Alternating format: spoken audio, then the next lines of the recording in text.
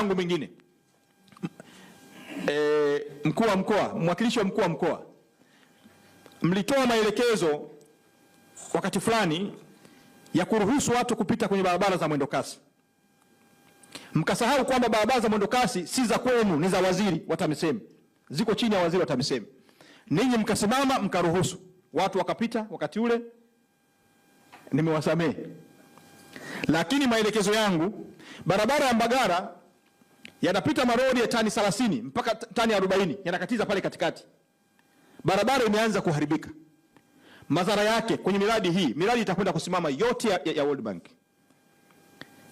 Wenzetu wa World Bank walipotupatia fedha hizi walitupa masharti, kwa sababu mamlaka hayo ni ya kwangu. Barabara hizi zinasimamiwa na dati iko chini yangu. Ninyi mamlaka mliyatoa wapi? Mkaruhusu watu kupita kwenye barabara za mwendo kasi. Barabara sasa zimeharibika.